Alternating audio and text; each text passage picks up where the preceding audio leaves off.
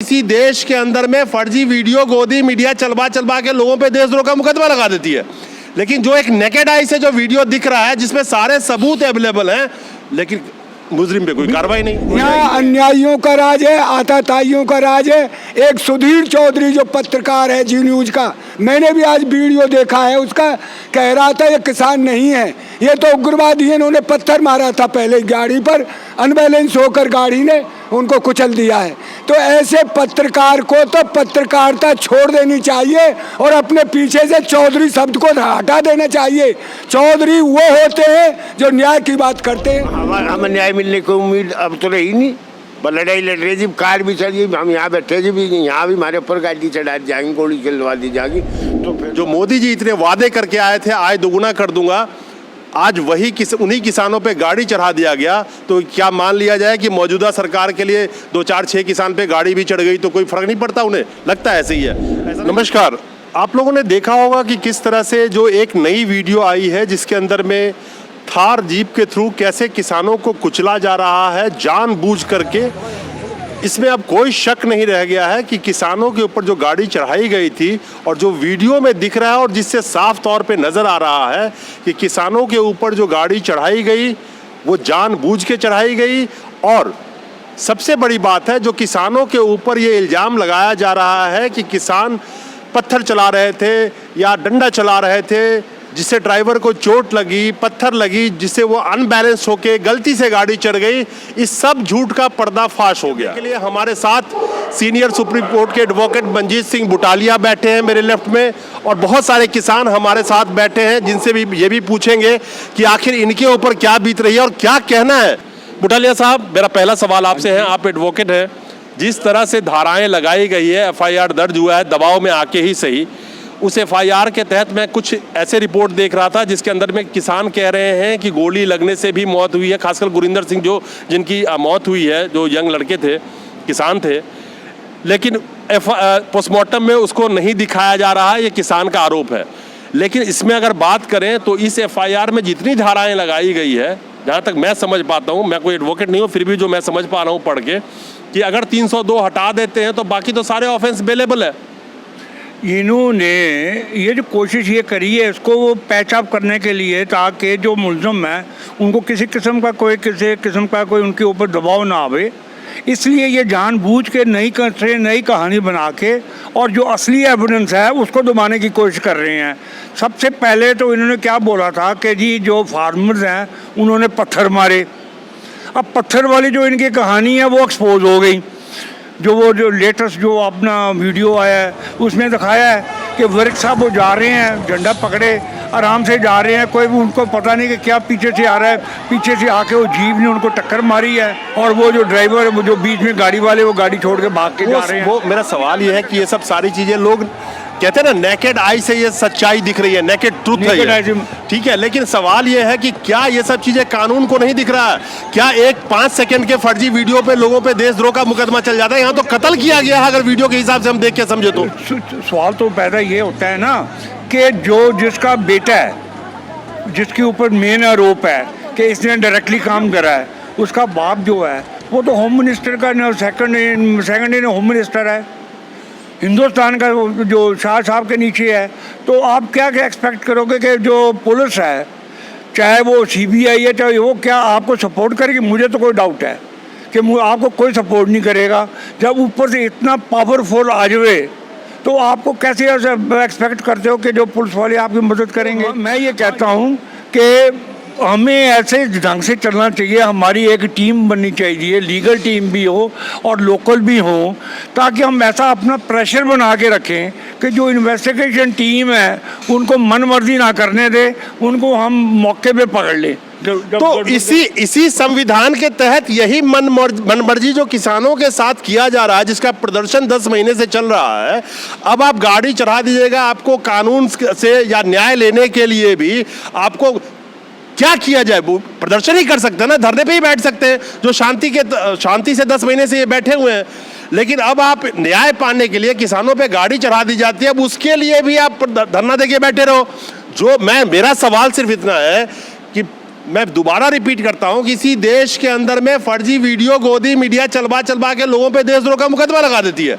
लेकिन जो एक नेकेड आई से जो वीडियो दिख रहा है जिसमें सारे सबूत अवेलेबल हैं, लेकिन मुजरिम पे कोई कार्रवाई नहीं। वजह ये है ना कि ऊपर से इतना प्रेशर ज़्यादा। आज मैंने एक वीडियो देखा था, वो पुलिस वाला उसका इंटरव्यू ले रहा है, माइक हाथ में पकड़ा है और वो बता रहा है कि भी वो जो था ना उसका मिनिस्टर का लड़का था गाड़ी में।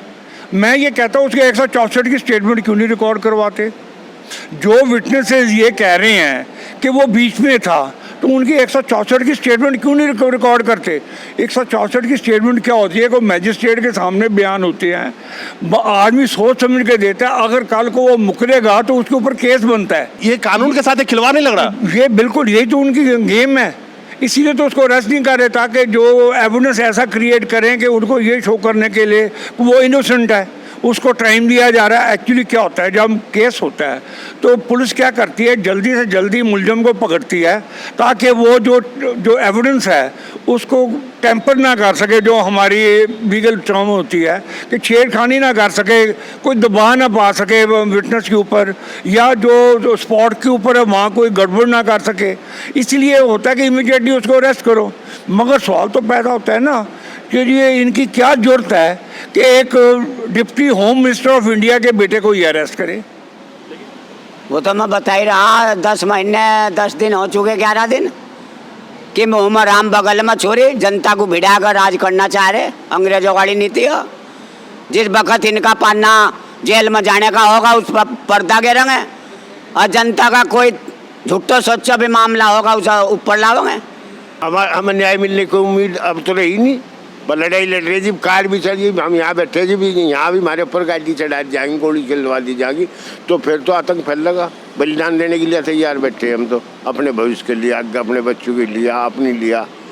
और बलिदान दिए बिना मुझे उम्मीद है कि सरकार शायद मानने वाली है नहीं। बलिदान तो दे ही रहे हैं, जिस तरह से अभी गाड़ियों से कुचल दिया गया, ये तो बलिदान ही है। हाँ जी।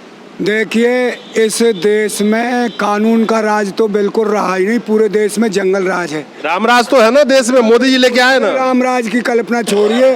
डॉक्टर कपिल खान, उसका क्या दोस्त था, उसने यही तो कहा था कि यहाँ गए वो ऑक्सीजन नहीं है, बच्चे मर गए वहाँ, और वो उसी में था जहाँ का ये योगी जी महाराज है गोरखपुर में।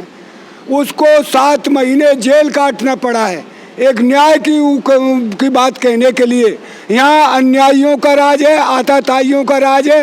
एक सुधीर चौधरी जो पत्रकार है जी न्यूज़ का, मैंने भी आज वीडियो देखा है उसका, कह रहा था ये किसान नहीं है, ये तो उग्रवादी है, इन्होंने पत्थर मारा था पहले गाड़ी पर, अनबैलेंस होकर गाड़ी ने उनको कुचल दिया है।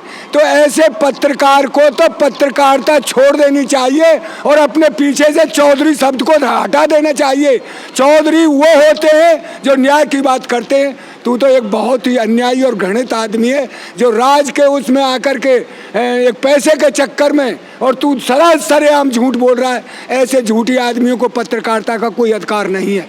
इसी देश के अंदर में हर साल करीब 10,000 से ज़्यादा किसान अपनी जीवन लीला अपने हाथों से समाप्त कर लेते हैं, अलग अलग वजहों की वजह से, ऋण की वजह से, फसल की दाम न मिलना, मॉनसून के साथ किसानों का जुआ, यानी कि समय पे मॉनसून आ जाए तो फसल अच्छी, अगर फसल डूब गई तो लाला के ऋण के चक्कर में अपनी जीवन खत्म कर लेना। 28 किसान औसतन हर दिन अपनी जीवन लीला खत्म कर देते हैं। जो मोदी जी इतने वादे करके आए थे, आय दोगुना कर दूंगा, आज वही उन्हीं किसानों पे गाड़ी चढ़ा दिया गया। तो क्या मान लिया जाए कि मौजूदा सरकार के लिए 2, 4, 6 किसान पे गाड़ी भी चढ़ गई तो कोई फर्क नहीं पड़ता? उन्हें लगता है ऐसे ही है? ऐसा नहीं लगता? जो वादा करके आए थे दोगुना इनकम की, दोगुना अत्याचार किसानों पे नहीं हो रहा? ये दुगना हो तो रहा है, मतलब और कैसे होगा? दुगना तो यही हो रहा है, इतनी घटना तगड़ी हो रही है। और जैसे ये गाड़ी निकली है और गाड़ी में इसका लड़का है, इसमें जान लो और भी लोग हैं, और 4 मरे भी हैं, तब भी मतलब अभी नहीं मान रहा। तो इसको मान जाना चाहिए ना, इसको मान जाएगा तो मतलब ठीक रहेगा। अभी भी ये मान नहीं रहा, इतना अत्याचार करके, तो इसको अत्याचार करके भी मान जाना चाहिए। जब नहीं मानेगा तो उसका फल तो इसको मिलना ही है। सवाल ये है कि सब सबूत सामने होते हुए भी, बीइंग आप सीनियर एडवोकेट रहे हैं सुप्रीम कोर्ट में, all the evidence are in front of you and Bharat की पूरी जनता उसको देख रही है, लेकिन फिर भी आज जिस दौर में किसान 10 महीने से बैठे हुए हैं यहाँ पे, उसके बाद उन किसानों को इस तरह से कुचल देना और कार्रवाई ना होना, ये अपने आप में कितनी शर्मनाक है। मैंने आपसे पहले ये बात करी है कि हमें एक बड़ी स्ट्रॉन्ग लीगल टीम चाहिए। किस जगह पे? जहाँ का ये केस है, वो जो है ना स्ट्रॉन्ग टीम हो तो वो स्टेप ले और वो इनके जो कहते हैं ना नाक में वो नकेल डाले प्रोसिक्यूशन के। अब छोटा सा सवाल मैं देता हूँ आपको, एक बात करता हूँ। अब ये कहते हैं कि ये ड्राइवर की गलती हो गई। मैं ये कहता हूँ कि कानून क्या कहता है? कानून ये कहता है कि जो गाड़ी में बैठे थे ना, जो बाद में भाग गए या जो भी हुआ, वो भी बंदे जो है ना वो रिस्पॉन्सिबल है 302 के जो ड्राइवर था। अगर वो गाड़ी में उसका जो लड़का है अगर नहीं भी बैठा, वो ड्राइविंग भी चल रहा, तो फिर भी वो जिम्मेवार है। 201 के नीचे 302 लगती है और वो जिम्मेवार है। फिर जो इनको ये प्रेशर डाल रहे हैं, जो अपना जो एक प्रेस वाला मरा है कि तू अपनी स्टेटमेंट चेंज कर ले, वो भी ऑफेंस बनता है। वो क्यों नहीं रिकॉर्ड करवाते? ये जो सारी चीज़ है ना, जो लोकल टीम है ना वहाँ पे, लीगल टीम, ये उनको चलना चाहिए कि उनको स्ट्रांगली जो है ना काम करना चाहिए। सर आपकी सारी बातें सही है, सवाल ये है कि सुनने वाला कौन है? चाहे कोई भी टीम हो, सुनेगी तो अदालत ना, सुनेगी न्यायालय ना। फिर वही करते हो, हमें कोशिश तो करनी पड़ेगी ना, वो बाद में देखी जाएगी। कोशिश तो आज 10 महीने से ये किसान भी कर रहे हैं, आप भी जुड़े हुए। एग्जाम्पल मैं देता हूँ कि उसने रिकॉर्ड करा, पुलिस वाले ने माइक लेके उससे पूछ रहा है क्या वो कौन सा प्रोविजन है जिसके नीचे करा, क्यों नहीं उसकी लिखित स्टेटमेंट रिकॉर्ड करी, या उसको कोर्ट में लेके जाते 164 की स्टेटमेंट रिकॉर्ड करवाते। ये कौन सा तरीका है कि उसके मुंह पे माइक लगा दो और पूछो कि भी क्या बात हुई है? ये तो CRPC में पहली बार देखा है ये चीज़। क्या भारत में तो बहुत सारे चीज लोगों को पहली बार दिख रहा है पिछले 7 सालों में।